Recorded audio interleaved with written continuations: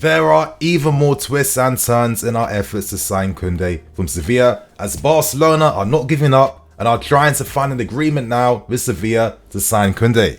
So many things to break down and discuss.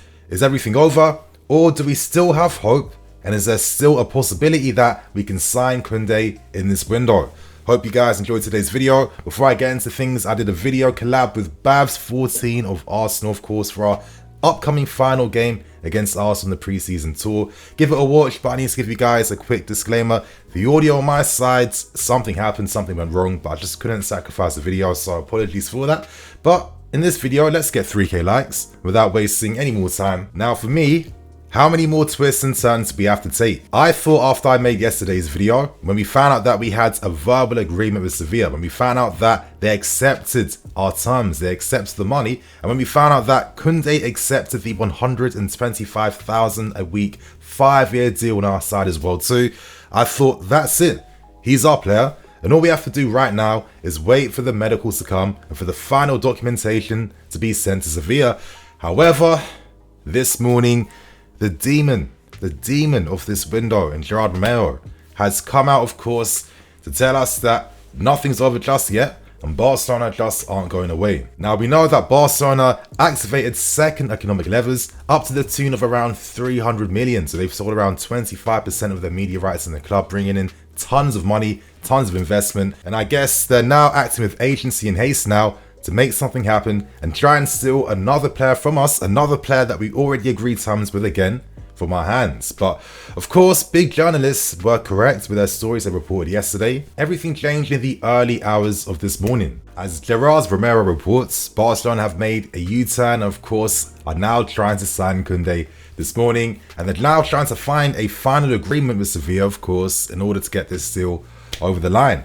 Now, of course, I'm calling him a demon, but on a real note, I've got a lot of respect for the guy, of course, with fan media and stuff like this. It's quite cool that someone's been able to build and create a platform for themselves where they're now relaying some of the biggest, latest news faster than actual official journalists. So massive credit goes out to him. Now, it seems like Barcelona have been spurred on by the fact that Kounde has now joined up with the training camp in Portugal with Sevilla. And as I told you guys in yesterday's video, it seems like his agent and the intermediary in Jorge Mendes both play their parts in enticing the player, of course, to join up with the Sevilla group in Portugal. And, you know, the main reason behind why is that, of course, it puts him in a much greater favourable situation where hopefully agents can command more money from this. Hopefully Barcelona, of course, can come in with a greater offer or an offer that matches as well.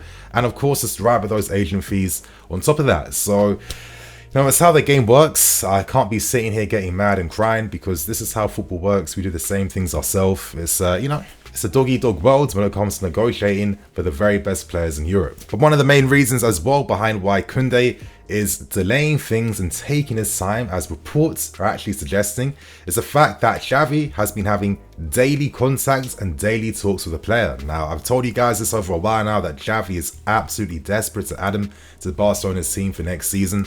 He feels like Kounde is the future of the defense, and the main reason behind why is due to his press resistance, as I keep saying all the time. I just think that, you know, playing for a team like Barcelona, having that ability to carry the ball out, beat the press, play between the lines, for me, he is kind of like a fullback midfield type of player.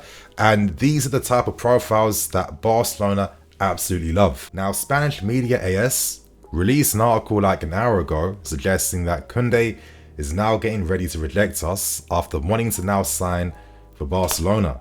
He reports that all he's waiting for currently is for Barcelona and Sevilla to find an agreement, an official agreement to get this deal over the line. And as Gerard Romero also reports as well, you know, both parties are already in advanced negotiations. However, just because the player wants to play for Barcelona doesn't mean that he doesn't want to play for us as well too. Just because Barcelona are making efforts to sign him doesn't mean they can't compete with us financially. Now, I'm saying this because in the end, I said the same things with Rafinha, and Barcelona's strategy and tactic of getting the player to reject interest from our side created a situation where Leeds were forced to accept Barcelona's offer, as the player was adamant that that was the only club he'd be leaving for to sign. And with early reports now suggesting that Kounde may be doing the same thing as well too. It's not painting a very optimistic picture at this point in time. Now, the club are suggesting that, of course, they still feel confident that they will get this deal over the line. I wonder what they have to do, maybe to add more assurances, create more guarantees to make this happen. Maybe my cynical side saying, of course, they're going to tell the fans and the public that they're confident. Why would they say that they're not? You're not going to do that at all. That makes no sense. So I guess for me, my final hope really comes down to Sevilla, as they've been adamant that they need to collect as much money as possible for the sale. Now, one key detail in this transfer Kounde is the fact that Sevilla owe Bordeaux, the club in which they signed Kounde from, I think 20% of future sales, which is a lot of money, which means that this is why they couldn't accept that 42 million bid from us last summer, because they wouldn't have earned enough money considering that they had to owe 20% of that sale back to Bordeaux. Barcelona's offer currently is set at around 40 to 45 million euros plus significant add-ons over time to, of course, create the final value of around 65 million. With us, we're offering around 55 million up front, the full 65 million pounds. That is instant money that Sevilla have to use to play with, to reinvest back in their teams. And my only hope is that because Monchi, their director, has been so strict and strong, actually putting the plugs in the deal last summer, why would they accept lesser reduced terms from Barcelona? Now, again, this is just my own personal opinion, so please do not take me too strong on this one. Maybe Barcelona are doing little secret deals behind the scenes. Could they be offering first refusals to certain players that Sevilla are interested in because they have to reinvest back in their team themselves? Or is it going to come down to the fact again that Kounde will just reject us outright, tell Sevilla he doesn't want to go to us, forcing Sevilla's hands? I guess time will only tell, but I hope that we're able to get this deal over the line, you guys. Now, do we have a final advantage? As the reality is simply this: Sevilla have said that they have not received any offers from Barcelona right now. So until they send in something concrete and official, we still have the advantage at this point in time. One thing we do know is that Barcelona know how to use the media to create that time and to delay things. However, there's information now that Todd BOEHLY is flying out to Portugal this Sunday to hold talks with Monchi. So let's hope that he's able to find some solutions in this deal, because you'd imagine that now that he's taken over our club and the consortium he has behind us, he's promised everyone that we will do things big and we will be ambitious in this window. So he doesn't want to lose out on two big players and targets to Barcelona in the same window. That would be absolutely terrible, but let's not get too negative at this point in time. Let's wait, because there's going to be more time before this deal gets wrapped up. But regardless, let's remember this: our offer is better, 55 mil. Barcelona's will match that same offer. However, structurally, this will be a lot lower compared to us, as they want to try and pay things over 2 installments. So let's see what happens. Kounde, of course, in typical footballer fashion, has released a cryptic Instagram post suggesting and alluding to the fact that he's achieving dreams and not missing out on opportunities. So I hate this stuff.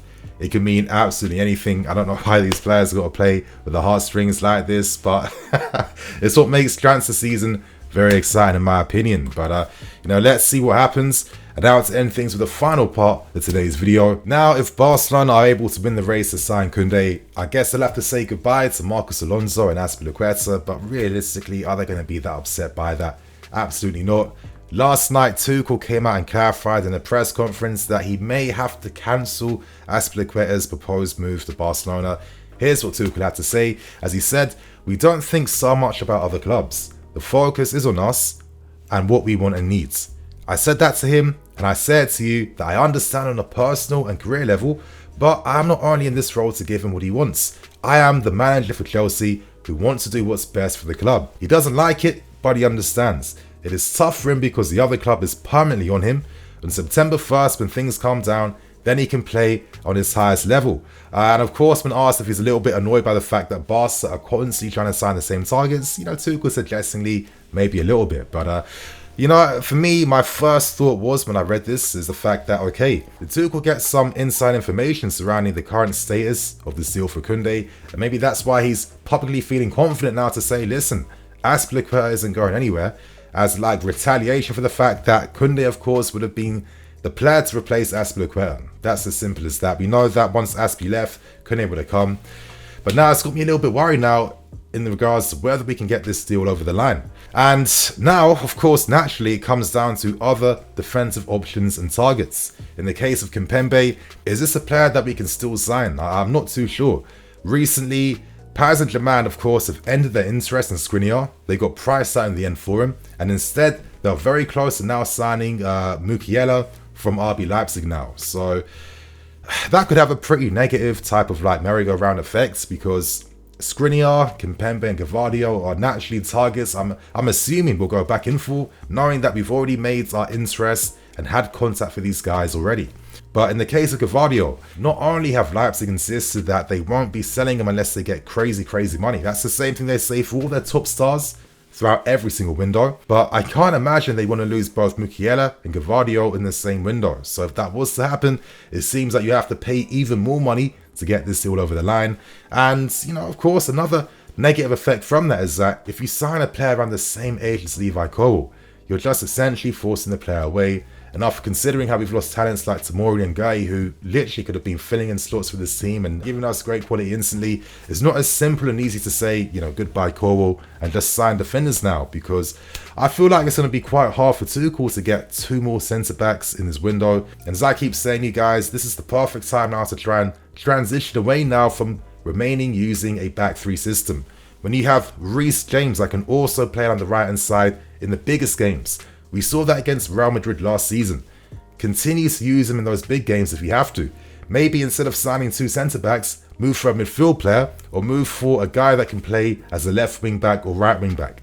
That seems to make more sense for me, and I just think that we'll have to spend even more money on defensive options to be able to complete that defense that Tuchel wants. Now, I'm going to release a video next week talking about potential centre-back options, and I say next week for a reason, because you know, I'm a fan. I don't want to jinx anything involving this deal for Kounde, because he's a player that I'd actually really like to sign for us in this window, and it would be a big shame if we don't get this one over the line. So you guys, share your thoughts and opinions. Do you feel confident that maybe Barcelona just won't be able to afford this deal?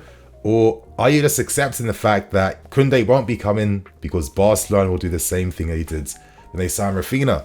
Let us know below. And on that note, of course, I'll see you guys later this evening for the match review of our game versus Arsenal. And check out my preview. I'm in the EFC. This is Blue Lines TV. I'll catch you guys later with some more videos. Cool.